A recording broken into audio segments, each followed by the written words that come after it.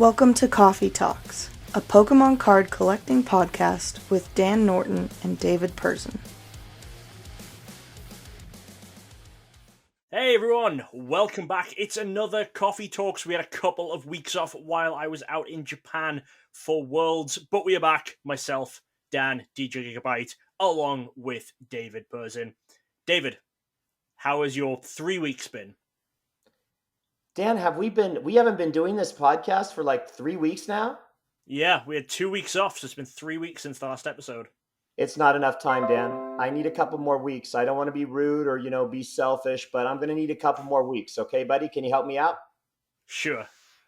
All right. We'll see what we can do. Yeah, I'm going to take one of them as this week, all right? And we'll explain that in a moment. So maybe I could explain that right now. Should I? Go ahead. Okay. Dan, listen. You're going to talk all about a lot of stuff that you did in the wonderful land of Japan. I mean, oh my goodness, did you have an adventure like for the ages? So you're going to just be spewing on about that this entire program. And I didn't do anything in preparation because I really don't care. I'm not important today, Dan. You're the important one. So I'm just going to sit here and I'm going to listen intently. Every once in a while, just to keep myself awake, I may say one certain thing that makes no sense to most of the listeners. But after that, it's up to you. You just carry us through today, and I'll consider this one of the weeks that I'm still on vacation. Okay, Dan? All right, sounds good. Well, we do still have comments, because we have comments from the video 3 weeks ago, so should we get into those? You know what, Dan? You're running the show. Whatever you say, I'm on board, buddy. Cool. Let's take a look at your comments. All right, so as I said, these are comments from 3 weeks ago. I don't think we had too many comments, because I think there was a decent amount of our viewership who went out to Worlds as well, or we're just waiting until we got back to leave some comments, but let's go through what we've got. So, first comment that we have is from John McCrary, just says, great video. Thanks a lot, John. We appreciate that. We love to have nice comments, and then as soon as you make them, we go off the air for several weeks in a row. Doesn't make any sense, but thanks for watching. Next up, we have Craig. One of our regular commenters said, if someone offered me $1 million for my collection, I would snap their hand off accepting it so quick. Is it not possible to claim your money back from Albert Swain through how you paid it? For example, the golden rule is to always use goods and services if you're using PayPal and never pay friends and family. Even a good egg can always go bad. So a couple of things on that comment. Number one is, Craig, you obviously understand money, and that's what's so great about you as compared to Dan. They could offer him $10 million. He'd just walk away, put his head nose in the air. It doesn't matter. Dan doesn't care. If it's cards of any kind, he's going to take that choice. Now, as far as Albert Swain goes, for those of you that might have watched our last podcast, you would understand that he's the scammer / criminal in the UK who basically sent me stickers for a $630 purchase that I made. And I'm happy to report that I've actually resolved that, not with him, but with PayPal, through a tremendous degree of effort, which culminated in them requiring me to file a form. You might find this interesting because if it ever happens to you, that is basically called an IC3 with the FBI to report him as a cyber criminal. And so that's what I did. And I will give you more information on that in further posts later on. But let's make sure we bought the heck out of him and we, blocked the heck out of him, bought and blocked the heck out of him, and see if we can. I also have his address. They were able to give me his address. So I'm going to post that as well. And anybody that wants to go out there and tell him that we know what he did and we don't appreciate it, we'll be happy to do that. Well, that's good to know. He gets a mention in a lot of comments coming up, it looks like. But to finish Craig's comment, Craig also says, also the box topper information filled a hole in my knowledge as well. I always knew about the Wizards box toppers, but never knew that Nintendo carried them on as well. Legendary Collection is the only set I don't own a single reverse holo from, as they seem to go for a much higher price than any other set's reverses. I assume this is because of their uniqueness from any other set's reverse holo design. I do think that is a part of it. Also, I think the fact that it is the first ever reverse holo set really appeals to a lot of people. Yeah, absolutely. We next have CyberX Collection, says, hang in there, Uncle Dave. Hope this Albert Swain gets caught and pays up. Karma will get him. As we just heard, it's on its way. He says, I know the feeling, and it's unfortunate in this great hobby that we have to resort to this. Also, Dan and Dave are the GOATs in the hobby, and don't you ever forget it. So I guess I should add one more thing to this. We're having a little bit of technical difficulties today, but I'm doing the very best I can to get through. So bear with me. But so here's what happened. Eventually, Albert Swain, the criminal slash scammer from the UK, I'll continue to repeat his name, realized he was going to lose. And so what he did was he contacted PayPal and he said, you know what? I'm going to go ahead and take that package back. Just have him send it back to me. So I thought to myself, well, that's a great way for him to continue to scam me because A, if I've got to send it back to some kind of signature situation across the world, that's going to cost me another $50. And he'll still find a way to say he never received it.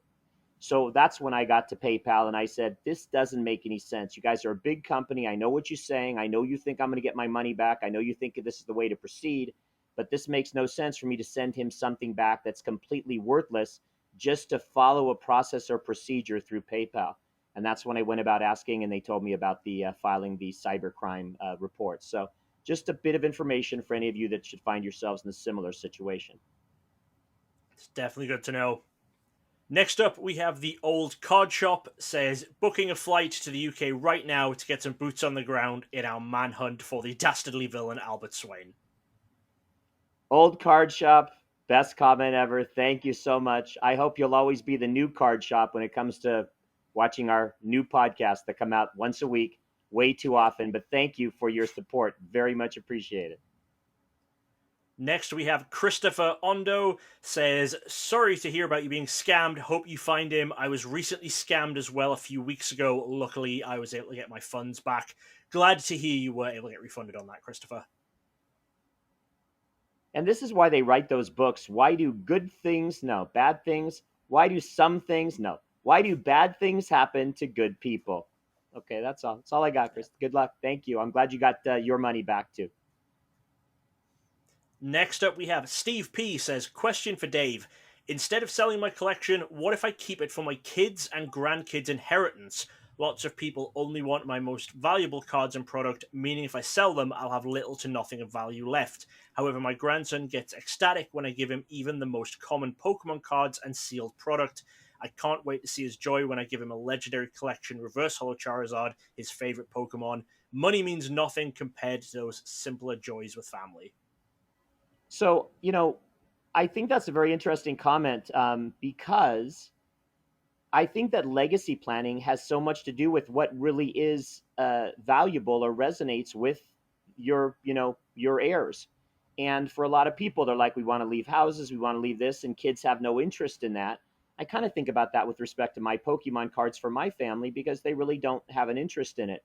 But when you do have children or grandchildren that do, and you feel like they might be in a position later on to be responsible enough to handle it, as well as you don't really need the money for your own lifetime, if that's the way it works out, then I think it's a fantastic thing to consider. And we're going to talk later on in this podcast, if technology allows us to, about this idea of value going on into the future. So I'll talk more about this later as well.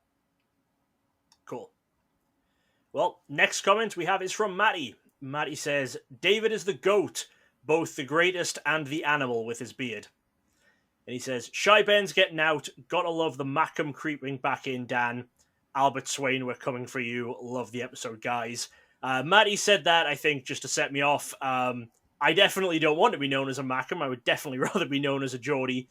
But I am from between those two cities. I'm from a place called Washington, which is right in between Newcastle and Sunderland. Dan, you don't store any cards in that area, right? I know you like to tell people not only where you live, but where you're from. Do you have like warehouses full of cards there too that you want to let people know are available for stealing it at their niece if they need to? There is a very small amount of cards at my mother's house, but I'll be picking those up in October when I go over for my brother's wedding.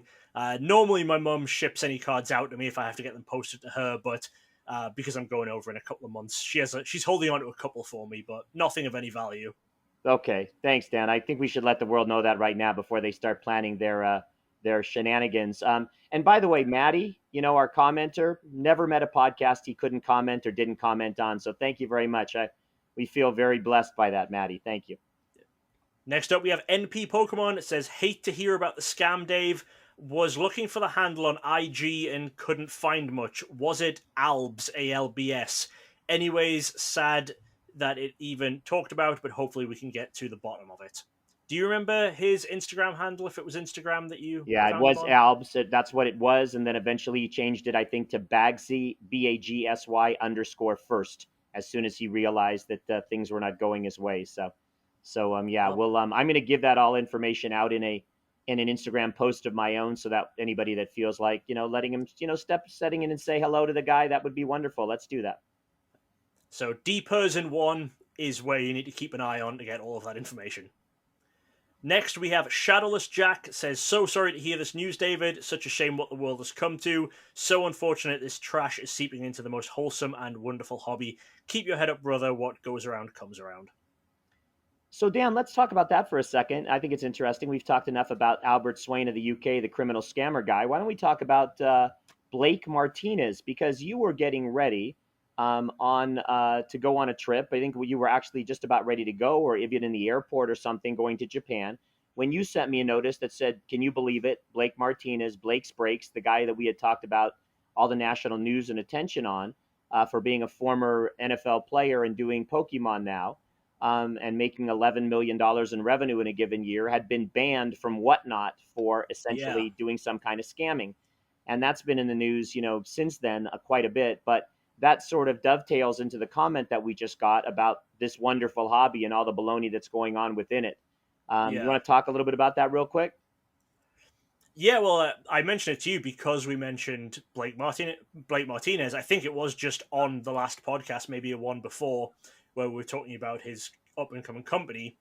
But him and a lot of people who worked for him were banned from Whatnot because there was a lot of shady stuff going on. It looked like they were doing certain types of breaks where if you hit a certain card or a certain energy type, something like that, you would get extra bonuses. And there was a lot of evidence of the breakers sneakily switching the packs around on camera, like reaching down and picking up pack from the bottom of a stack rather than from the top, which heavily indicated that they knew what was in each pack. I believe there were some packs opened where either half the cards were upside down or they were missing rares potentially. Stuff like that. Stuff that you see once in a blue moon. Stuff that, from opening thousands of packs myself, I've seen maybe once or twice legitimately happen, was happening multiple times a stream, too often for it to be legitimate. If people want to know a lot more about it, Rattle Pokemon, the same guy who did the expose on that Logan Paul first edition case. He's done a lot of videos on this. I think he's about 15, 16 videos in. He's covered the case really well. So if you want to know stuff in depth, I would say go and watch his videos. But it was just a case that they were fixing breaks in some way, being shady with the way cards were done. And then there was a lot more information came out about how he was running the company, how much pressure he was putting on these streamers and the people doing breaks for him, on how much they had to sell.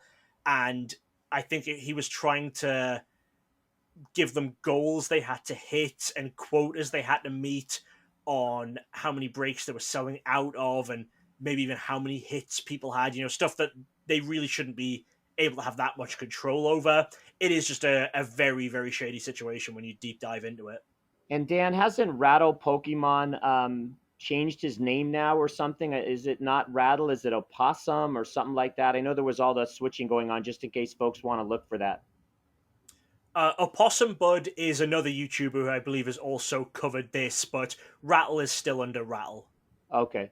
But yeah, And Opossum Bud does very good videos as well about this kind of thing. all right, I thought maybe it was. I just thought people were saying he had changed his name. And the other thing about this whole thing is now there's more scrutiny being placed, as I just get these random notifications from Reddit and others regarding the Whatnot streaming podcasts, and there's all of this additional criticism going on of many other streamers now, who, like, people that'll say, well, if you don't get a hit in the first two or three, I'm going to do such and such for you additionally. And everybody's saying, well, that means what's in the packs already, and you should not know what's in the packs already. And then people are saying, well, yes, I guess we do, but we're not intending to hurt anybody. We just, this way we can tell if somebody doesn't get something, we can give them something additional. So, and then you have people coming back and saying, why are people doing Whatnot in the first place? they're a lot Yeah. more successful on eBay just doing standard auctions and not having to worry about all this other crazy criticism. So a lot of interesting information relative to the money that's in the hobby now, and people trying to, just maintain an innocence and maintain a love um, that isn't so easy to do anymore. Yeah, Whatnot's been under a lot of criticism, especially within the sports cards community, because with Pokemon, we do have really valuable cards in the hobby, but generally those aren't cards that you open from packs, unless you're cracking something like first edition base. When you're cracking packs, you can get a card worth a few $100s, but you're not getting $10,000-$20,000 cards out of packs, like I say, unless you're hitting first edition base. Whereas in sports, you can be pulling 10, 20, $30,000 cards out of packs every stream, you know, depending on what sets you're opening. They make a lot of sports cards. There's a lot of very rare chase cards. You can potentially be pulling $100,000 cards out of sports card packs. And because Whatnot just didn't have, or possibly still doesn't have, very good security and vetting in place for these breakers, you would just get the situation where people would do the breaks and they do them legitimately and send the stuff out and build their reputation. And then the moment they hit the big card, like the biggest card they've ever seen, they just drop off the platform. They refund that person for their pack. They never get their 50 grand, 60 grand card, whatever, and then they're just gone, and there's basically no repercussions for them. A lot of them would come back a few weeks later, just rebranded. There was so much of that happening on Whatnot. I hope we'll get some comments on this. I know we probably didn't expect to talk on this lengthy. It was Yeah. even interesting. I'll give one final comment just on this whole notion of innocence in the hobby. Are we silly to think of the hobby as innocent anymore? Are we silly to think that, that it isn't what it is and it's always going to be this way going forward? Especially because typically we don't go backwards. Once we hit a line in the sand, we continue to push the line. Everybody knows that we love Rusty at TCA Gaming, and this morning he had a picture on his Instagram feed. He does a picture every day of whatever he's featuring, and it was a scale weighing a pack. And so I don't like that. I'm not a big fan of. I've never weighed anything. I don't think packs should be weighed, but I understand why people do, and I understand as long as they're open about it, as long as they say, look, we have weighed packs and unweighed packs, and packs that are weighed heavy and light, that's their business model. They can choose to do that. But I'm just curious, for those of you that would like to give a minute of a comment, what do you think about all this? Do you think it's okay for the weighing? Do you think that is a great way for people to know what they're getting and just a part of business? Does it bother you? What do you purchase? Do you purchase weighed or unweighed packs? Do you are you a Whatnot purchaser that spends the time on there looking at the streams? And are you more reticent now to participate because of what is being scrutinized more, and that there are ways for these folks to reseal the packs before they even get on the camera with you? So I just like to hear some comments on all of that regarding your experiences as viewers and the innocence of the hobby. Cool. Well, we will definitely talk a lot more about that next week. We just have a couple of comments left. All right, next comment is from Lamar, another very frequent commenter of ours. Says, thanks for answering my questions and sorry for the bad experience this week. Don't let it get you down. I am not the biggest fan of the fireworks on the Legendary Collection Reverse Hollows either, because you can't see the card artwork. Nice that there are only a few variants, though. Yeah, thank you very much, Lamar. I know there's different opinions on the fireworks, and probably Pokemon wasn't a big fan of the fireworks hollows since they never did it again. So, yeah. Okay, final comment is from Pokemon Gifts. Says, you two are the duo that the community needed.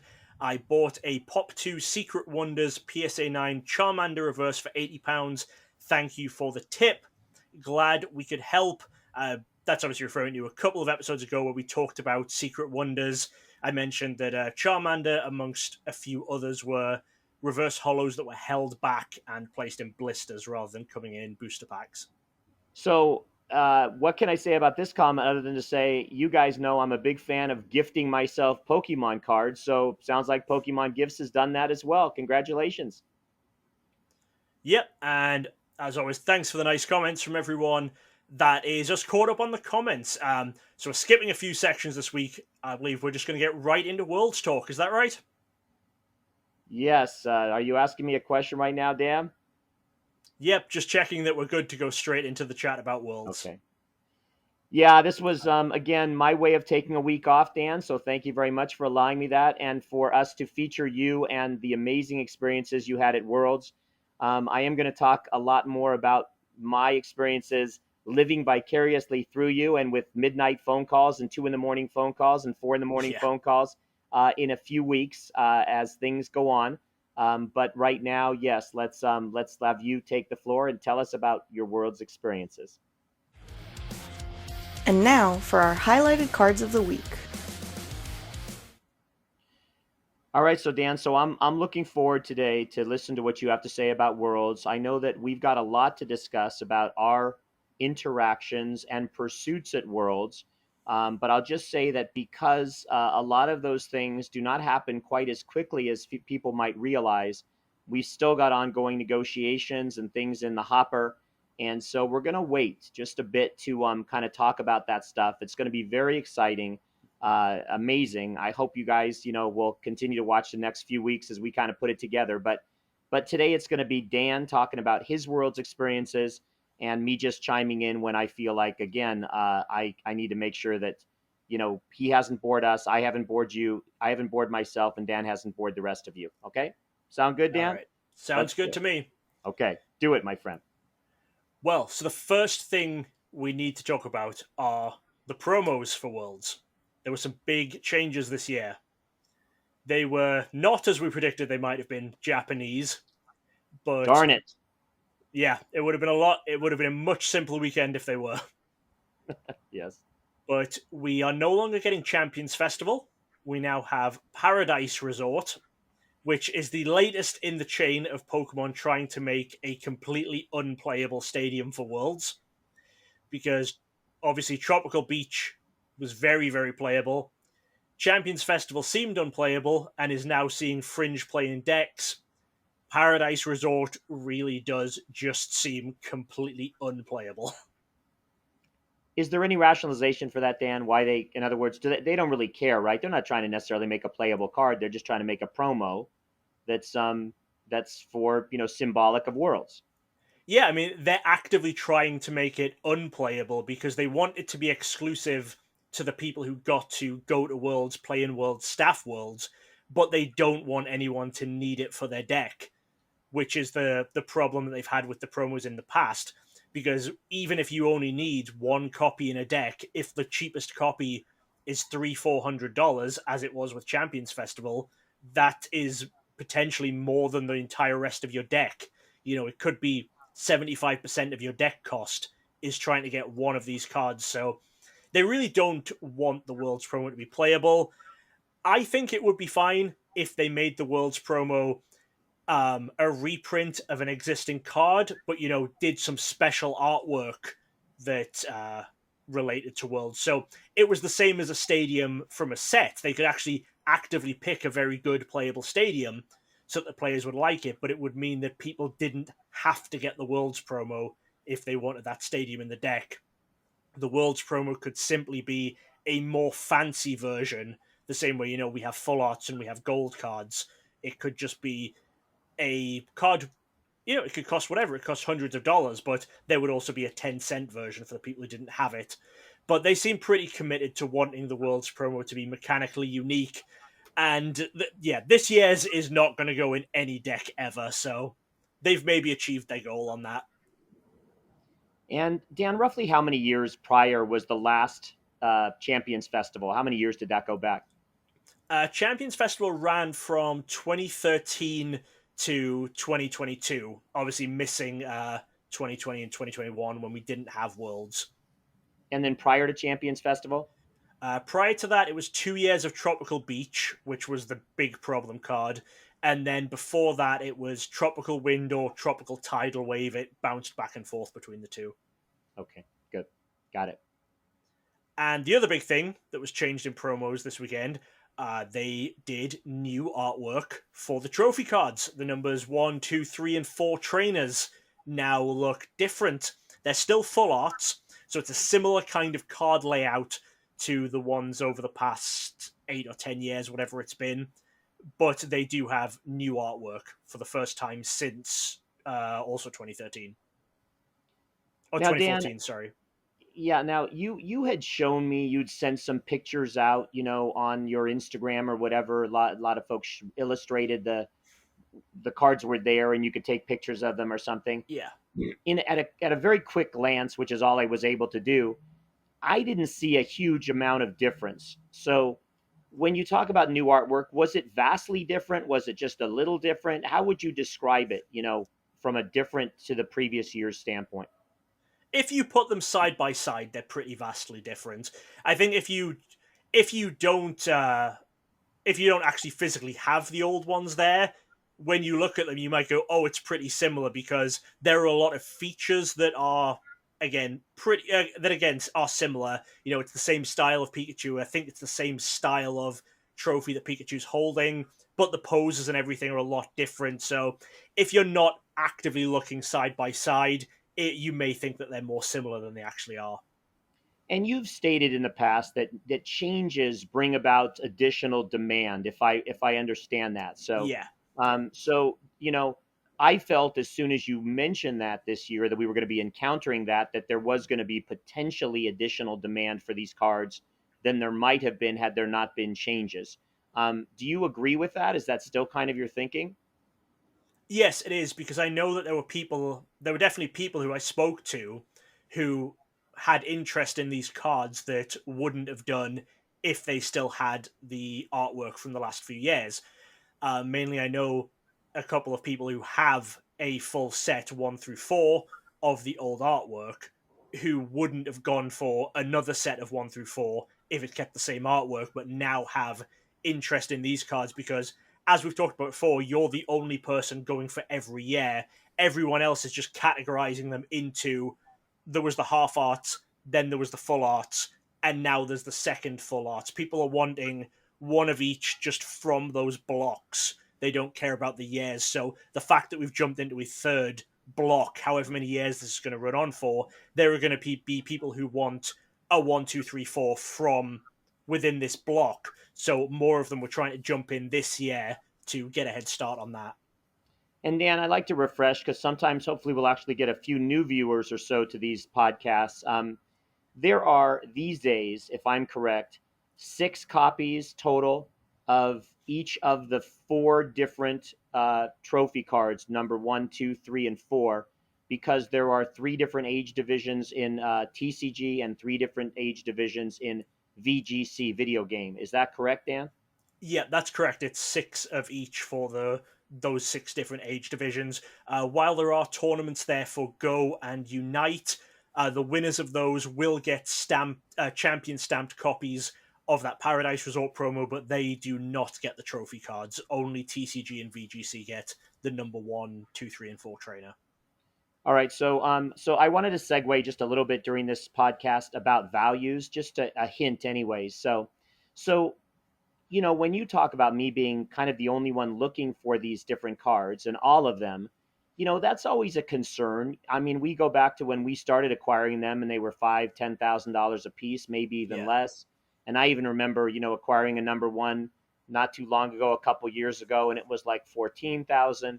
And now these cards, their baselines are somewhere in the 25, 30, $35,000 range, even for number 3 and 4s. Yeah. And again, you can justify that when you think about there's only 6 of these cards in existence.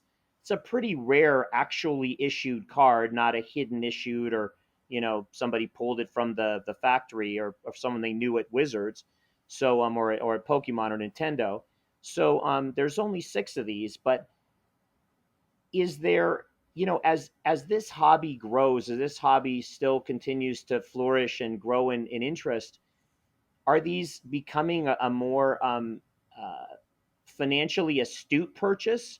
Can they just be called an investment at some point just because there's only 6?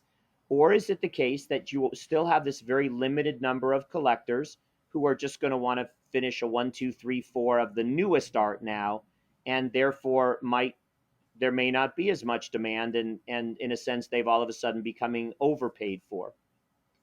I think that we are at a point with the prices that we were at and were being offered this weekend.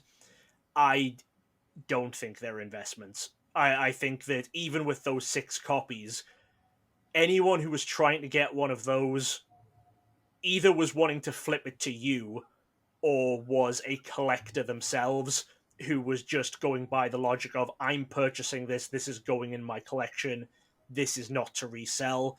I think that we're seeing such high prices on these new ones, and we have over this whole weekend, that I don't see how they can be investable, because I talked a lot with someone this weekend. Well, with a couple of people actually. I had a few different conversations, and there was a lot of the same things said. That at Worlds, the prices are being offered so much for these trophy cards, even before it was known that they were new art. People were offering high prices, but those same prices weren't being realized on auctions that happened during the year. Often during the year we'll see 1 or 2 trophy cards go to auction usually, and the prices those are selling for are nowhere near the prices that people are trying to pay in person at Worlds. And a lot of that is because there is obviously this social media presence now that a lot of people have, and people actively make money from the social media presence. And so for those people, obtaining the card on Worlds weekend will pay out to them so much more than obtaining the card 3 months' time, because they've got their World's content going out. They can make the story out of it. I went to Japan. I got this card in Japan. It's a much, much bigger video than I purchased this card on auction from PWCC or whatever. It's a much higher video, and they will actually get paid money based on that. So when we see these higher prices happening at Worlds, it's not. I don't think it's investment in the card itself. People are potentially investing in the idea of getting this ad revenue from these videos, because if you go to Worlds, if some of these people are offering 20, 30,000 more than, say, the last auction for the card actually ended for, there is the potential that they will earn $20,000-$30,000 more in ad revenue by having that video, by having that social media post of them buying the card on that weekend. So for them, their actual money out of pocket is the same as if they bought it on the auction, even though they paid so much more for it up front. Which, because of that, I don't think that the prices being offered at Worlds could be seen as an investment purely in the card. All right, so 2 follow-up questions to that then. Number one, when somebody is when you talk about auctions through the year, Yeah. and you say that things sell for less than they might at Worlds, now I'm not really aware of that. So what do you base that on? I haven't really heard of any trophies going for less than these days 40, 50, 60, 70, even more, much more. So what are you saying? Have you seen 3s and 4s in trophies go for less than 25 or whatever at actual auctions? No, I'm not saying that I've seen them go that low, but when we've seen, I mean, there was a half art number 2 about 18 months ago, I think, ended up going for about 60. And then, that's on a half art, which is a lot rarer, and overall, people have a much harder time finding those than the newer ones. And then compare that to compare any of that to the numbers that were being thrown around this weekend. We were way, way above that. And so I'm not saying these cards are going for cheap.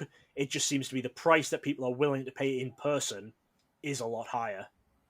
And then the second question then, Dan, is this. Am I actually my own worst enemy in all of this then? So am I the reason that and why should I be the reason for anything? God darn it, leave me alone. I'm just tired of it. Stop judging me. Walk a mile in my shoes, people, and then understand it. But forget. I digress. Dan, am I the reason that these cards aren't carrying more of a premium? So if I'm out there, not me, if I'm another person no pun intended. And I want to buy a number 3 because I have a hole in my collection, and there's only 6 in the world, of which 3 are in Japan, so you're never going to see those. So there's really only 3 available to the English speaking world, um, in a general sense. Yeah. Am I never going to, but I feel like I'm never going to be able to be that person that's going to have just a single hole because I have 23 holes in my collection because David Person has all these cards. Am I costing myself because I don't allow for the regular collectors to get involved in all of this? I don't think you're costing yourself that way. I think maybe people are aware. People are definitely more aware of you, in the collecting space. At these events, and I think there is some amount of people trying to make sure that you pay as much as you possibly will. I think there will be people attempting to run the bids up, knowing that you will pay more. Um, but I think that's just, again, that's a nature of how the hobbies become. People will be on the, oh well, this person doesn't deserve to get this card for this amount of money, so I'm gonna I'm gonna bid this amount of money even though I don't want it, to make sure they pay more. There's definitely some amount of that going on. But I guess I'm talking about not necessarily related to me particularly, but let's say there's this gentleman named Jack out there, and he's got a collection, and he wants to fill a hole in his collection, and he needs a number 3.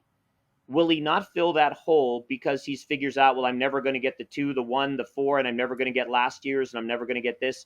So he doesn't really see it as a need to fill the hole in his collections because there's too many holes because I'm holding all these cards. So that's really what I'm asking. Well, the thing is, you're never holding more than one copy of each card. Right. It's not as though you're holding every copy. Like you said, it might be that one year there's only one winner wants to sell and the rest end up in Japan or whatever. But you can never say never on those cards coming back to market. And I don't think you should concern yourself with that on, are you preventing anyone from getting these cards, because it's not like you're doing a buyout. There are people in this hobby who will pick relatively rare cards, not anything as rare as the trophy cards, but cards that are rare, and they will just say, okay, I'm buying every copy, and then when I own every copy on the market, I'm doubling the price because I don't want people to have it for less than that. So it's not like you're doing that. It's not like you have any malicious intent by buying these cards, or any intent of trying to manipulate the market in any way. You're just simply completing your collection in the way that you have done since no one else was buying trophy cards. Because as we know, there were times when you were buying trophy cards, and there were some years where you would pay 4,000 or 5,000 for a card, and then if another winner or another number 2 sold from the same year, it might go for 1,000 on eBay because people just didn't have that money. You're doing exactly the same thing you have done. You're obtaining cards for your collection, and you're paying what you need to get them.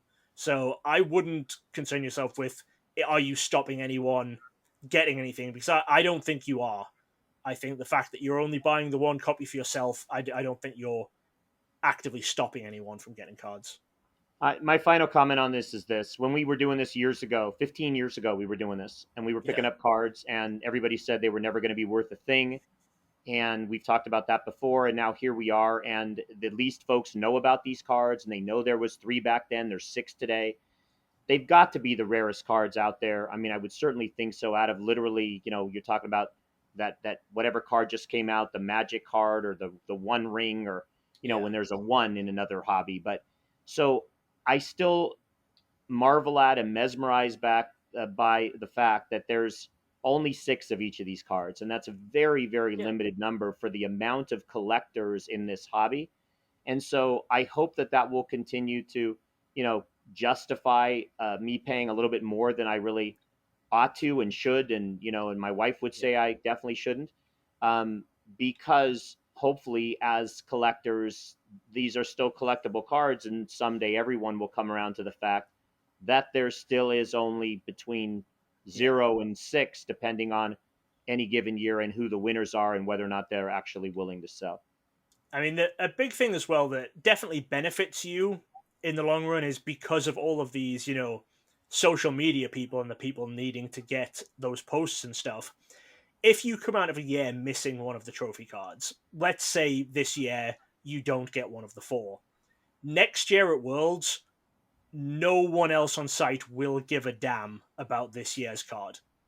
Like let's say you finished this weekend and you were missing the number 3 trainer from this weekend. Let's say that happened. We go to Worlds next year. You will still be actively looking for that card. No one else will care. Everyone else will only want the cards from the tournament that they're at, because that's how it works with the videos, with the social media posts. So Yeah. the fact that you're in this for the long haul does obviously still benefit you. The fact that if a year later you're missing a card, you will still be trying to get it is your biggest benefit in the fact that you're able to complete this. So the fact that I think it was the 2004 trophies, it was nearly 10 years before you were able to get those, but you were fine. You were still waiting. The fact that you've got that patience and that you can still keep looking is a huge thing for you. And if one that you're missing ever goes to auction, like we've talked about, a lot of the people will pay way less on auctions than they will at the event because they're not getting these social media posts. All just benefits you. Okay. All right. And then what you've told me is I better become a social media influencer much quicker then. We better get those Coffee Talk podcasts up and running really, really fast, right? We'd better. Yeah. Okay. I'm working on the Spotify ones again this week. Okay, good. The last thing they mentioned about the cards from the players packs and the runs and the staff cards, they don't actually have stamps on them this year. So you know how every card would have like the World Championship stamp, and then it would say staff top 32 stamped into the card? They're not stamped this year. They're actually embossed, so the gold stands out from the card rather than being stamped into it. You won't know this yet because you haven't seen them in person, because I've got all of yours here. But they actually look incredible in person. They look really cool. amazing. Cool. Very cool.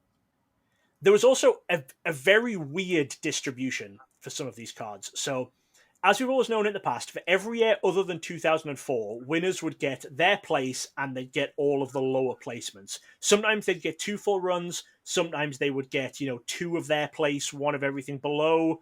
Occasionally it would just be 1 full run. It worked differently this year. So before you go, just because again, I watch podcasts where people think that other people watching know what they're talking about and they don't realize sometimes there's many new viewers. So give an example before you talk about the change of last year or whatever. Sure. So for last year, if you won, your placement was a champion stamped card. So it would be a copy of the Champions Festival that have the word champion stamped on it. And then everything below that, there'd be finalist, semi-finalist, quarter-finalist, top 16, top 32. So, you got all of those cards as the champion, and that's what you refer to and I refer to when we talk about the run. The run, yeah, that's what we refer to it. Back in the early days, it only ran from top 32 to finalist. They added champion in 2012. But yeah, that's what we would refer to as the run. And for every year other than 2004, a player would get everything below them in the run. But that didn't happen this year. Every player who made it to at least top 32 got a top 32 card. Same with top 16 and same with quarterfinalists. So all the way up to top 8, everyone who got that far got their place and lower. But then I guess it worked for the semi-finalists too. The semi-finalists got semi-finals and lower. The finalists got finalist. They didn't get semi-finalist. And then they got quarter-finalist and lower. Champions got champion. They didn't get finalist. And they didn't get semi-finalist. And then they got quarter-finalist and lower. So it's a very, very confusing system where I could understand it more. Say if, champion only got champion, finalist only got finalist, all the way down. But it's the fact that they got theirs at a point and then still the bottom part of the run. was very confusing to me. It also meant that Go and Unite players, because they would normally only get Unite players would normally only get to semi-finalist anyway in the runs that they've had in the last couple of years. Unite players only got their placement, so the winners got champion, second place got finalist, and the third and fourth places got semi-finalist. It's a weird system. Speaking to people behind the scenes, it seems like maybe there was a miscommunication on the website, because the website did list it that way. The website listed that for Worlds, the winners would get top 8, top 16, top 32, and a special champion stamped promo. So there's some belief that the website listed it wrong, and then they copied the website when giving the cards out. But we can't be sure of that. It could have been entirely intentional. Just that is the way that they were given out. And then follow up from that, the 2 semi-finalist Unite teams, so 10 of the semi-finalist cards. I should say again as well, no one got duplicates of their placement this year. Every player just got their placements and the lower ones in one. So for semi-finalists, there'd be 10 semi-finalists for Unite. There would be 6 semi-finalists for TCG and 6 semi-finals for VGC. And then Go, I believe, would just have the 2 semi-finalists as well, because there's only one age division in Go. So it would be 24 total copies of semi-finalist went out, and then 12 copies of finalist total and 12 copies of champions total. But all of the Unite players had their semi-finalist cards stolen. They all took them up to the trade area, and apparently they must have all had them together, all 10 of them, and they just went missing. They all had them stolen. I know I was speaking to Simon on Instagram. He messaged me about it and was asking if I'd heard it. And I spoke to Laura, my wife Laura, who was on the prize team last weekend, and she let me know that they actually all came back down together and said that they'd all lost their semi-finals promos and asked if they could have more, which obviously they couldn't. But it means that 10 of those 24 are completely now unaccounted for, and until they show up, on dodgy auction sites, are now just completely out of the market, out of the running. Will they fill that, Dan? Will they go back to those people and reprint those in a sense and give them to them? Because they ought not to. Anything can be stolen from anyone. I just wonder, do you have a theory on that at all? No, I don't believe they'll do anything. I think it's just a case of, Pokemon awarded them correctly. They were given to the players. At that point, yeah, it sucks, but it is the players' responsibility to then keep them safe. And Pokemon has to protect themselves from, did the players put them in a backpack and then come down and say, can we have 10 more? Because we've heard they're a couple of grand each. Exactly. I think the fact, Pokemon will always rectify when they've made a mistake, but they didn't make a mistake here.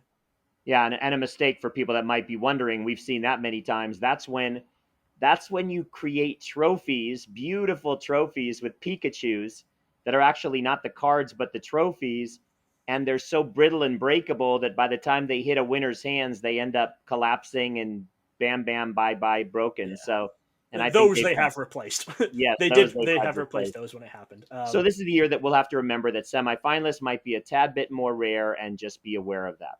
Yeah, even if those 10 copies are gone forever, it still is not quite as rare as finalist or champion, but it's a lot closer than it should be. Got it. So, since we're on the topic of Pokemon mistakes, if we remember NAIC, where none of the stamped cards got given out, the staffs, the top 8s, and the champions, they said they were going to have to mail them out later because they all arrived damaged. The staff that went to Worlds, who also staffed NAIC, got their staff copies at Worlds. So some of the staff copies have been given out. Anyone who staffed NAIC but didn't staff Worlds will be getting them in the mail. And I don't know if top 8 and champion got them at Worlds, but I know that a lot of the staff did. Okay. And so staff at Worlds, in amongst all their nice staff World swag, also get paid in boxes. Just booster boxes of the latest set. In this case, it was going to be Paldea Evolved, which because Obsidian Flames released the weekend of Worlds, but they'd already told the staff they were getting paid in Paldea Evolved. And so they shipped hundreds of boxes of Paldea Evolved to the tournament to give out to all of their staff, and it didn't arrive. So there is now going to be a huge bill for Pokemon. When it does arrive, it now has to get shipped back because Japan has no reason to use it. They have nothing they can do with it. Because in Japan, people don't really want English cards that much anyway, and no stores are going to want to sell it. They don't have, like, the Pokemon Company International doesn't have distributors and stuff over there, so they can't even allocate it to stores. So they have to get it shipped back to the US, and then they have to ship all of these boxes out to all of the professors again. So Laura alone, like, Laura's on not quite the lowest earning level, but she's not super high up at Worlds, so she's not on the highest pay bracket. She was getting 7 or 8 boxes. So when you consider probably the average for a staff member is probably about 10, because you have to think that the highest up staff members are getting way more. That's 10 boxes each shipped to hundreds of staff members. But that is going to cost them in shipping. Do you think that they'll continue to stay with Paldea Evolved now if they're able to recover that shipment, or do you think they'll just shift over to Obsidian Flames because that's now what's there? I would like it if they ship to Obsidian Flames, but no, I think they'll stick to Paldea Evolved. You know, you talk about staff, and this was a question that I had. I think other people find it interesting. So you talk about staff and their earnings, and this is kind of how they get swag and product and stuff instead of money for working, other than, of course, the fact that they get their flights paid for and their hotels paid for and that kind of stuff. What does a typical staff member get? I think people would like to know that, especially from the standpoint of cards and promo cards, to kind of maybe give us an idea of how many of these promo cards are out there. Sure. So I did a video. I've done a video on my channel already where I showed off what Laura got. So if people actually want to see this stuff, you can go watch that video. But so Laura she got 4 copies of the staff card. The staff. I got to stop you just again because I want to clarify for people watching. That implies then what you've done is you must have done 2 different videos for Laura, correct? Because you would have done a video for what you guys purchased, like at the Pokemon Center, but you're talking specifically about a video that you've done. I would not have seen it yet, about what she was given as a worker there. Is that correct? Yeah, I did that video after Worlds was over because there's some stuff like the staff lanyard. They don't want you showing it on social media anywhere while the event's going on. Okay. Because of the fact that they don't want people to be able to try and make fakes of it. Obviously, pictures are going to get taken, but they don't want staff to be showing it if they can. So to be safe, I always wait until after Worlds to show that stuff off. Okay, got it. So 2 videos you did. One of them is about exactly what kind of was given as a staff person. Talk through that. Yeah. Yep. So she got 4 copies of the staff card, which is the Paradise Resort with the embossed staff stamp. She got a sealed players pack, which is the Paradise Resort in all of the different languages. She got some t-shirts that she had to wear during the weekend, a very nice staff zip-up jacket. The other biggest item is a dice and coin set. They were very hot ticket items in the store. There were 2 versions in the Pokemon Center store, which we didn't get on our first run through. We managed to get later in the weekend, but staff get their own special version of that with its own special box, different coloring, different coins, stuff like that. So that's always the highest selling non-card item when the staff get those. She also got a cap with staff written on it, the lanyard, of course. Then she got a lot of the stuff that was just the same as the player kits. She also got a staff playmat, which has Fuecoco and staff on it, and a staff pin, which has staff on it. But then she got the Switch case, which only went to staff and players. The ramen bowl that only went to staff and players. I think it was a chopstick set. You got the Pikachu plush, but the Pikachu plush was the same as the one you could buy in the store. But there was a lot of cool stuff, but those are the main ones that you get for staffing.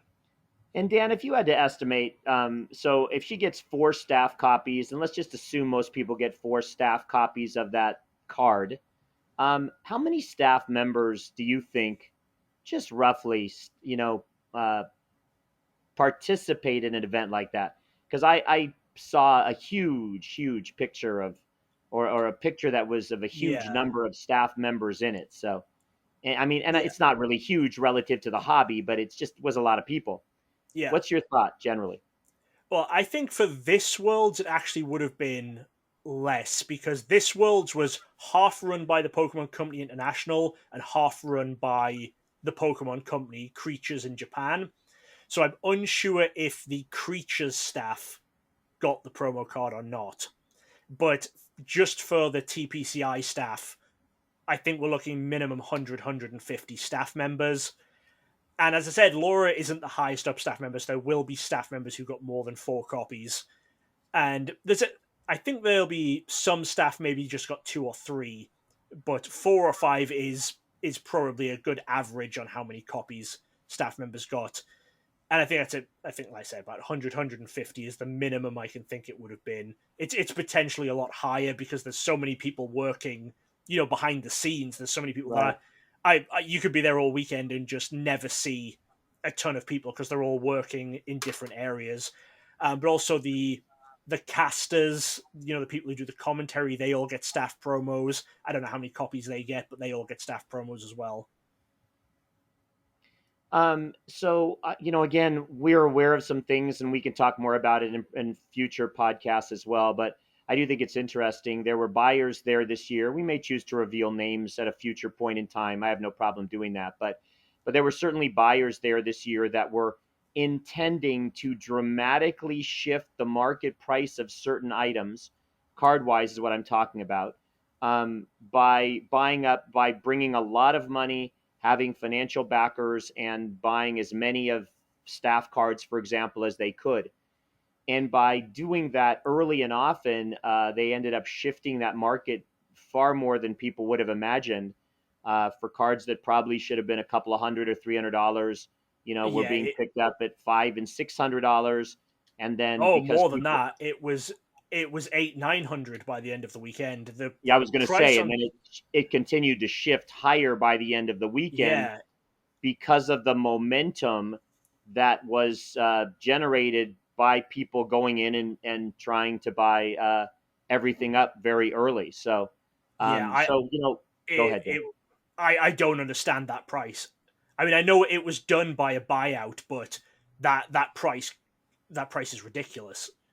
Like I will just say, Champions Festival. I know it's been printed a lot of times, but each year still has unique artwork. So there are a lot of people who will still want one of each staff as a collector because of the different artwork. And Champions Festival had some player interest recently, so we now have collectors and players wanting Champions Festival, and I struggled to sell some staff copies at $350. Like this one, I know it's a new promo, and I know it's associated with Japan, and people will like that it's associated with Japan, but being nearly triple the price, I don't get it. I can't see it staying that way. I don't know if people were just the people who were buying just didn't think, um, there were that many given out. Maybe they didn't realize how many were given out, but it's so much higher than anything we've seen for staff cards before at Worlds. I can understand why the player packs have been going up lately because the player packs have obviously all the different languages in them, and starting with last year, they added it was Chinese, Thai, and maybe Taiwanese. I think were new languages, Wasn't and there Indonesia or something? Indonesian. Yes, sorry, that was in there as well. Um, and there are a lot of people who from those countries who got that players pack for the first time and started looking at Worlds promos for the first time, and especially from previous years, were heavily buying up the Japanese ones because the Japanese ones if you have the Chinese or Indonesian or whatever going forward, even from last year, they had the silver borders. They're in Asian languages, so they seem to have that's caused the Japanese ones from previous years to skyrocket, and that added demand, especially from China, on the players packs. I can understand why the players packs have increased. I can't understand, other than knowing it was a deliberate buyout and deliberate market manipulation. There is no logical reason for the staff cards to have gone that high.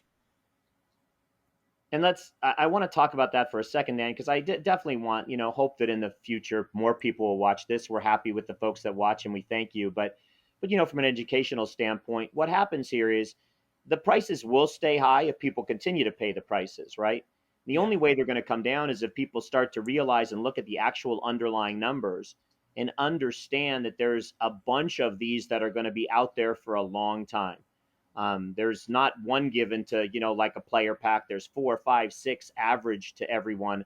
It's the same card. There's no variety. There's no breakup value. It's just a card. So again, it's going to take people to rebel for a bit of time and say, we're not going to pay that. And then the sellers, when there's a bunch of them out there, will have no choice but to come down. And I'll give a good example of that. Again, I wasn't in Japan. Dan was. He and Laura saved for the last 23 years to spend every penny they owned on merchandise at the Pokemon Center store. But if you look out on eBay right now and you look out at a deck box or whatever, something, I have no idea, there's not 2 of them. There's 200 of them out there. There's literally 100 of them. And so they eventually, with that many and competitive pricing, they're going to come down. You're not going to have that many that are going to be in demand of whatever the item is I'm talking about. Now, maybe a ramen bowl or something, it's a higher demand item and there's going to be more and there weren't as many produced. But certain items, when they show enough, they're going to be naturally have to come down. And that's the same thing that would happen with staff if people were just patient enough to let it happen and not feel like this is going to be their last opportunity to get one and it's just going to go skyrocketing even some more. Yeah, it is just playing on FOMO, A good example is just the unstamped Tropical Wind from 2004. There was at one that was like $5 for ages, and then at just one point it started ballooning to about $150 because I think people just thought it was so much rarer than it was. And then as soon as all of the staff and the players from that time saw that it was $150, they came and went, "Oh, I have 25 of these. Everyone I know has 25 of these." And then obviously the price plummeted again. I think it some amount of this is, I think people just think these cards are rarer than they actually are. Yeah, and I have a lot of 2004 Tropical Winds, so if you need one, give me a buzz. Yeah. So you mentioned the video that I made where I talked about everything we got at the Pokemon Center. So Pokemon Center was quite well run. There were a few issues with it. First, you got your wristbands for your timings and stuff again. I went in about 3 or 4 times with different people. You're allowed to bring in up to 4 if you got your time. And you got a time automatically by having a spectator badge. 2 of the times I went in, completely fine. You could walk through, you could pick stuff up. Most of the stuff was stocked. It was a very nice walkthrough. The other time I went in, I genuinely worried I was going to get crushed to death. They must have been counting people in and not counting people out because it was absolutely rammed. It was like a concert. It was like when you see a full concert hall, you just couldn't move. It was genuinely terrifying for parts of it. What I heard was happening was a lot of people, because some of the more limited items were restocking throughout the day. So I'd heard that there were people going in and then just waiting in there for the whole day to see if these limited items would restock. And I think that might have been part of it. If they were just letting in everyone who had their time slot, but not making sure previous people left. Other big issues. So you'll know that I tried to get a skateboard I wanted one for me and one for you. I was completely unsuccessful and got no skateboards. There were a few items, skateboards included, where when you first went in, there was a table and you could get a ticket. And I believe the skateboard was one of these items. Like I say, I never saw it, but that Pikachu deck box that you talked about, which had the deck in it, and the dice sets with these, you'd get a ticket, and if you got the ticket, when you got to the cashier, you just handed those tickets over, and you got one of the item. They were never actually on the shelves. But the skateboards and the backpacks and the ramen bowls were always gone every time I went in. And 2 out of 3 times the dice boxes were gone too. Or the dice set, sorry. It was only the Pikachu deck I got every time. What it turned out had happened the first couple of days. So players got a slot whenever they wanted it, basically. The players didn't have time. They got their wristbands to the Pokemon Center, but they didn't have a time slot on it. They could just go along with 3 friends, get to the front of the queue because they were players, so they got some level of priority. They got to go through. Apparently, some of the players were given wristbands that were too loose. So players were able to slide the wristbands off. So players were going in with their friends, and at the start, for the first couple of days, they cut your wristband off as you were leaving. So people were going in, the player would slide their wristband off, put it in their pocket. Everyone would go through the cashier separately. They'd say, I came in with a friend. Back outside, wristband back on, 4 of them back in. So a lot of people got a lot of stuff on the first couple of days. When I went along on the Saturday, they'd gotten wise to that, and my wristband was cut off before I went in. So they at least solved the problem halfway through the weekend, but that was part of it. Another big thing that annoyed a lot of people was that, again, the media influencers got priority over everyone. So the staff didn't get to go in until later the first night. A lot of the players didn't get the chance to go in until after all of the media influencers had been in. So before anyone involved in the event, running it, staffing it, playing in it, had a chance to go into the Pokemon Center, Leon Hart had posted on Twitter that he had a Bear Walker skateboard from the event, and he just happened to get number 151 out of 500 on the serialization. One of the more desirable numbers for a serialized Pokemon item. I think this was viewed pretty universally negatively. I don't think anyone was happy about the fact that happened. Even staff members who I talked to, both staff members at the event and people higher up who work with or around TPCI, I won't mention any names because I don't want to get them in trouble, had a pretty negative view of the fact that the influencers got in early and he was able to get such a desirable number on such a limited item. And I think, that makes a lot of sense. And I'm not, look, everybody's got opinions. This is a funny country. We talk about Democrats and Republicans and that everybody's got an opinion on everything. I don't have very many opinions because I think that people just kind of is what it is. But what gets me is that just the optics of it don't look right? If you're going to get that one, post it afterwards, post it later, just like staff aren't allowed to post on lanyards while it's happening. You could at least post after the fact to where it isn't so obvious and let people speculate on why and how and who and when they got in and didn't get in. But even that early to be posting already, it is frustrating, I guess, from Pokemon's perspective. They're very happy to have a Leon Hart, and they're very happy to have him continue to make their numbers soar. So I guess that's the reward he gets. We'll talk we'll talk in another podcast, maybe next time, about how much lower Leon Hart paid for one of the trophy cards than that seller deserved. And just because they didn't know and because he was Leon Hart, so sometimes you win, sometimes you lose. But I get it. I can understand why people would be frustrated, whether or not they should or shouldn't be, and whether or not that's fair or not. I guess it just depends on Pokemon. They certainly think it's fair because they're willing to let it happen. So, in terms of the timing of the post, I believe that the team at Pokemon that allows these media people in, they want them to be making that post earlier because they see it as the product being advertised, but it's a limited release product at a pop-up Pokemon Center. It didn't need advertising. Right. Like, I don't understand why Pokemon is needing the influencers involved. I can understand it when I'm looking at these newer TCGs or TCGs that don't have much going on. They're trying to make a name for themselves. They're trying to get noticed. But Pokemon is noticed. Like, people notice Pokemon, and I see. Obviously, Magic does stuff. Lorcana does stuff. The new Disney one. They work with influencers, but the influencers aren't getting stuff that players or staff should be having access to. When stuff like Magic is sending stuff out to influencers, they're sending them some booster boxes of the new set. They're sending them a collector booster box, whatever. It's something that's a few $100s as an item, but it's not something that's super limited that the influencer is getting instead of a staff member or player getting it. But when they're being allowed to come to these events, it's taking away from the staff and players, and I don't know.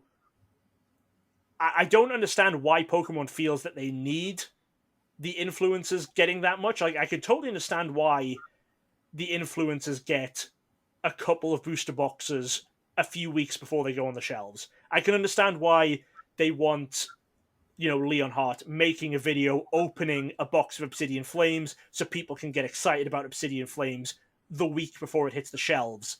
I don't know what benefit Pokemon is getting by him being allowed to go into the Pokemon Center early, purchase limited items, and tweet about it.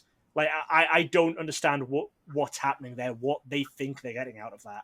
Well, I don't know that they're getting anything, Dan, but what they're getting is, in their mind, is they're getting the continued loyalty of this guy who's going to open Obsidian Flames in front of all these folks. So it's just a perk.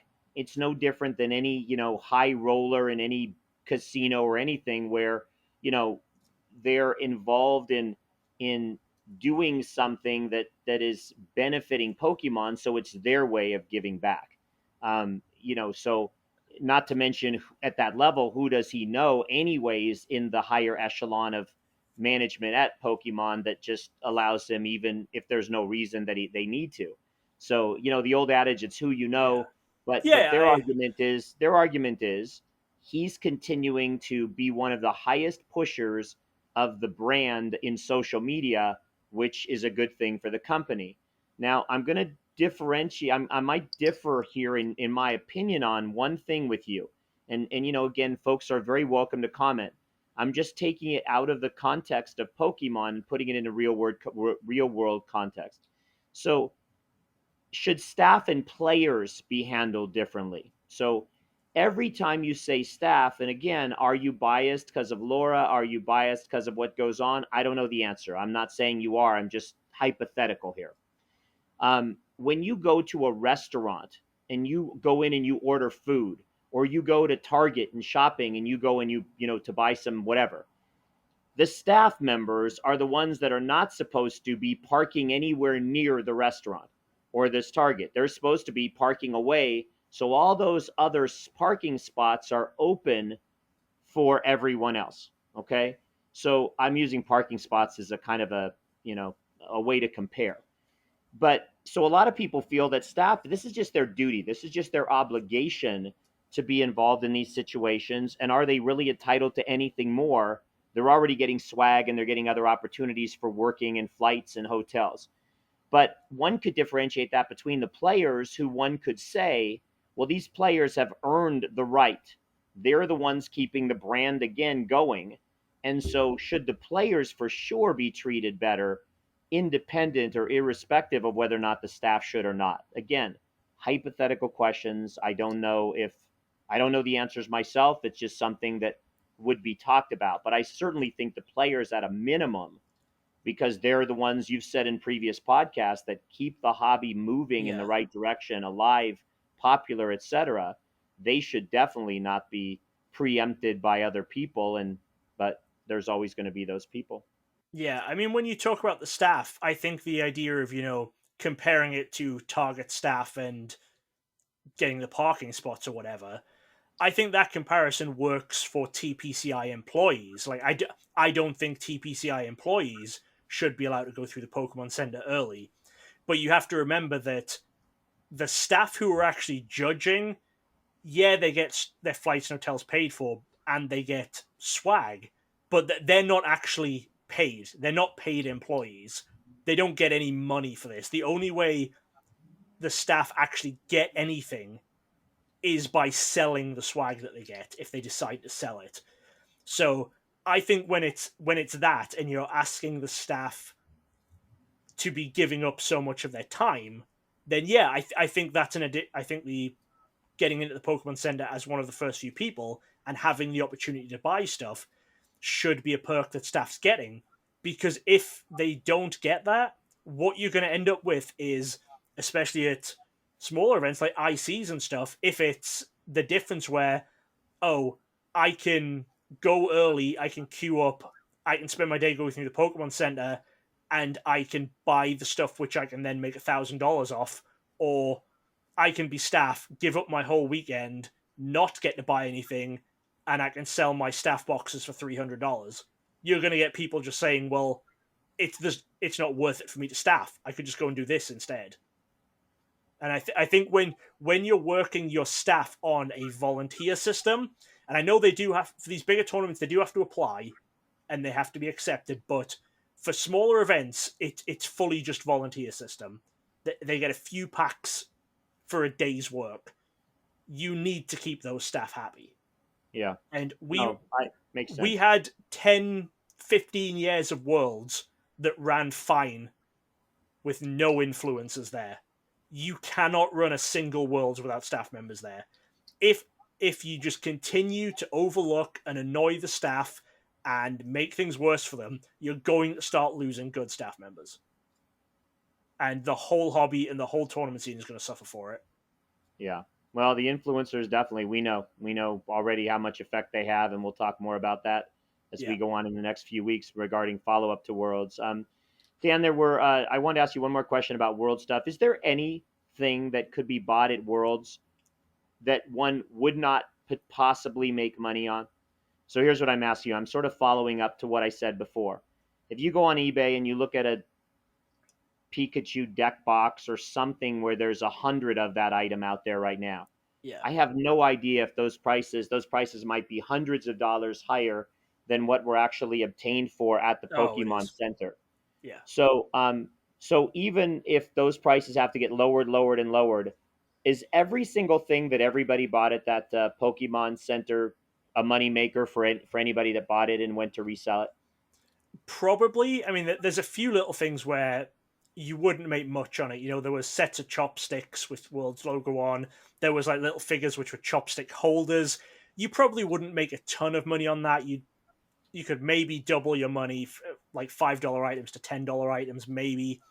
But even the plush, which were in abundance, there stuff like the plush and some of the sleeves, I think they upped the limits towards the end. The plush were up to, if you were going through on the Sunday, you could buy up to 10 of them, and the world exclusive sleeves you could buy up to 5 of each, where they'd previously been 1 of each earlier in the weekend. But just because it's stuff associated with that event and they won't be coming back, I think it's easy enough to make profit on. There was stuff in the Pokemon Center which was sleeves, playmats, deck boxes, etc., which looked new and were then just released at the Pokemon Center online this past weekend after Worlds. So those you wouldn't make profit on now, but again, if you just wait till they sell out in the Pokemon Center online, you can probably still make a little bit. I will say most of the stuff that me and Laura have brought back to resell to try and make profit on, we didn't get from the World's Pokemon Center. We went to other Pokemon Centers around Japan and we picked up sleeves, because sleeves are so cheap over there and they get so many exclusive gorgeous designs that we just brought a ton of those back. And over there, it's not like we were buying anything out. There were hundreds and hundreds of packs of every design, and we could only buy 2 per person, so we weren't clearing a store out or anything. But they just had so many different designs, and it's the fact that you have to get someone to bring them back over from Japan is why they actually sell for so much more over here. Got it. Interesting. So you guys, an incredible trip, memorable. So good. Loved Disney. I loved Tokyo Disney. Why do you say that? What's the first thing that pops in your mind that makes you think just incredible, like different than a different Disney. Well, I love Disney overall. Um, I went on the Haunted Mansion a couple of times when we were over there, and I was really excited about that because there's a guy I follow on Patreon who's a comedian, does a lot of podcasts. Name's Ian Boldsworth, Infinite Hermit, incredible comedian.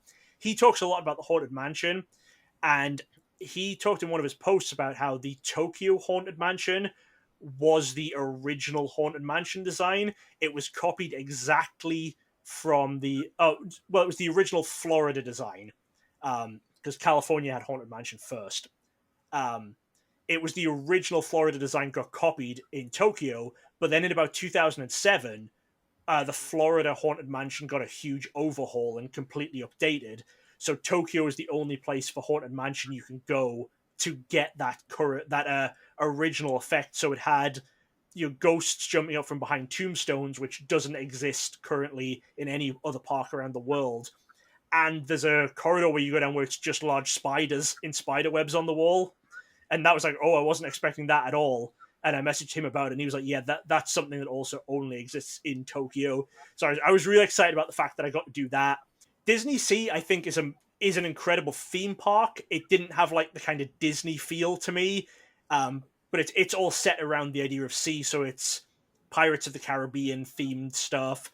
There's like a mountain in the middle, which it's supposed to be like a volcanic island where you've got like Journey to the Center of the Earth and stuff. There was a fully indoor bit that was Little Mermaid themed, so it's as though you were going under the sea. So it was all under the sea themed, which is why it was indoors.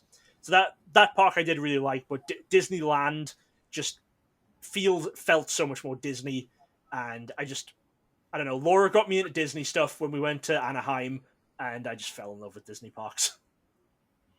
How did you deal? I think people would be curious that might ever think of just harboring the notion of going to Japan on a vacation at one point in the future. How did you deal with language barrier stuff when you weren't in the Pokemon World Championships, when you're actually out and about? So Laura did Duolingo for Japanese for like a year beforehand, and we had our friend Nathan there, who we spoke about before, Maverick Nate from Bulbapedia.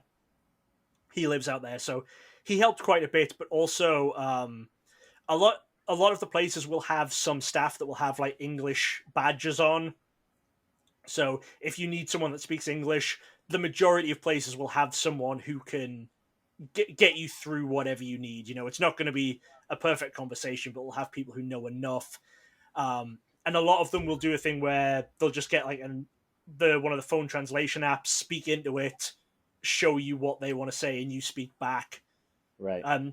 Disney as well. Disney had a lot of English speakers. Disney, you could obviously get around very easily. The big touristy stuff it is designed that you can get around by just speaking English. But going around some other places like around Tokyo and stuff, we did need a little bit more translation from Laura and Nathan. Good. Well, I'm glad you had a wonderful time. I'm glad you're back safe and sound. I know you were carrying some cards for me, and I definitely wanted them. I wanted you to come home too, but the cards, you got to understand, Dan. It's just it's a thing. Yeah. So good. So I know you want to look. You're Mr. Segment guy now, so why don't you tell us about Pokemon in the news or upcoming stuff before we sign off today? Okay. Any Pokemon in the news lately?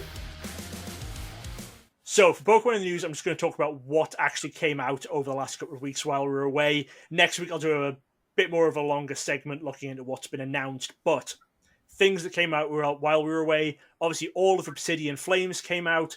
So that includes all of the promo stuff. There were 2 3-pack blisters, 2 single-pack blisters, ETBs, Pokemon Center ETBs.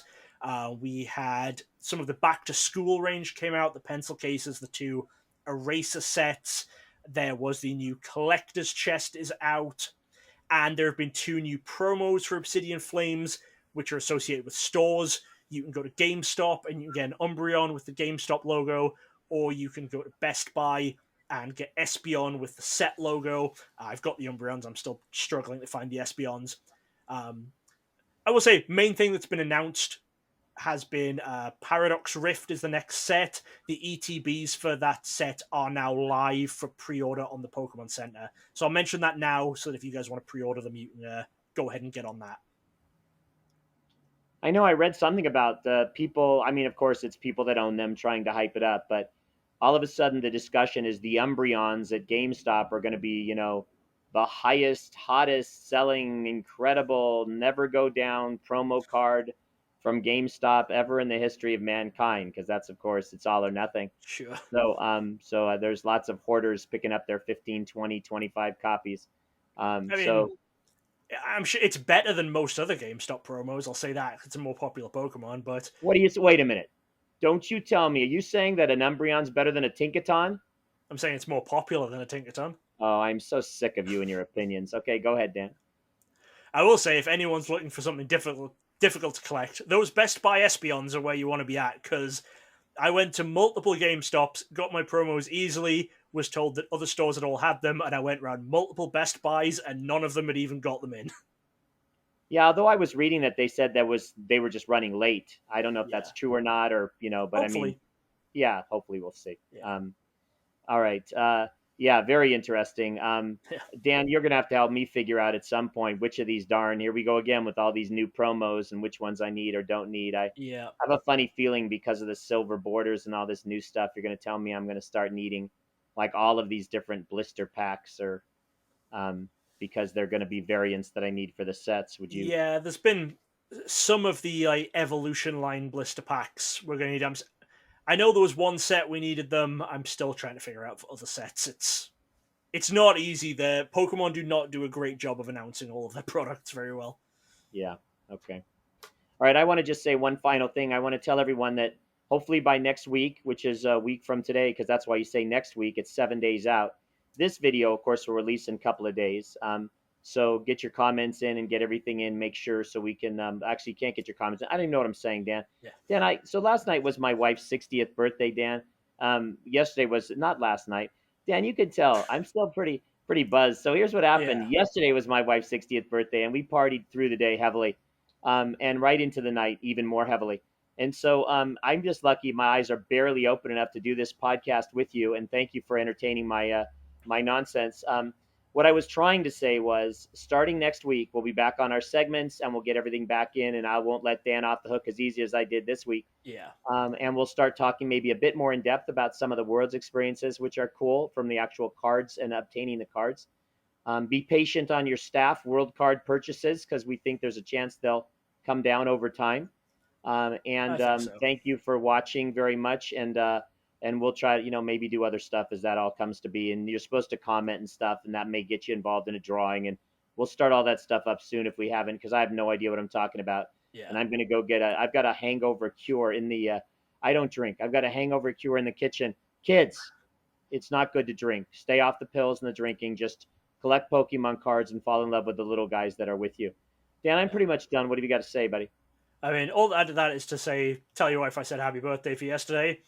And my wife has COVID, so I've been sleeping on the pull-out couch in the basement to stay away from her. Yeah, because that's just a COVID thing, of course. That's got nothing to do with frustrations after Japan. Sure, Dan. Yeah, I mean, my sleep pattern is all off. I haven't been sleeping well because I've been on the sofa, and I haven't gotten over the jet lag yet. Yesterday, I went to sleep at 2 p.m. for a little nap and woke up at 9 p.m. So, and then I haven't been to sleep since then. So I've just been sleeping during the day. So, oh man, who knows what's happening?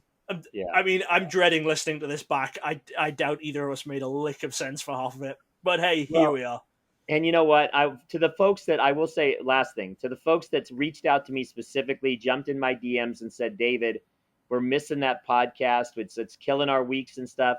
That means a great deal. I really appreciate it. So we're going to get up and running and make sure you guys get your weekly Coffee Talk fix ASAP. Yeah. So thank you for all that good wishes as well. Yes, I had a couple of people message me about that too, and some comments on the Coffee Talks Instagram and stuff. All of that is hugely appreciated. Be sure to check out the socials.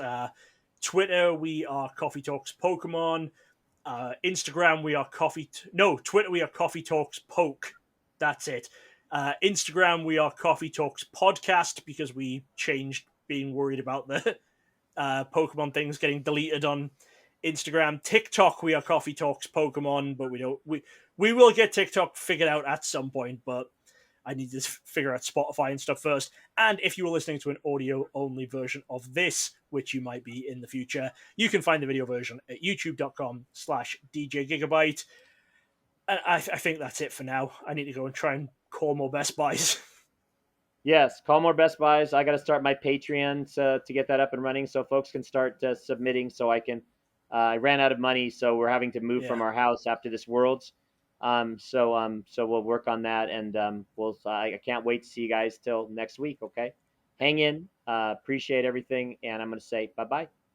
I will say, I'm not going to say the amount, but it was quite funny. I had a bank account that has been larger than it's ever been, and all the money before the decimal point was yours, and the money after the decimal point was mine. That's the state my bank account was in during Worlds. I can imagine afterwards for sure. Yes, yeah. I haven't been able to tell anybody close to me yet, because once they find out, they won't be close to me anymore. So celebrations, and then the reality sets in. Thanks, my friend. All right, that's it. We'll see you guys next time. Thanks for listening to Koffee Talks with Dan Norton and David Person, featuring music by More Than Never and artwork by Laura Norton. A special shout out to all of our Patreon members. Join us again next time. But they don't want you to.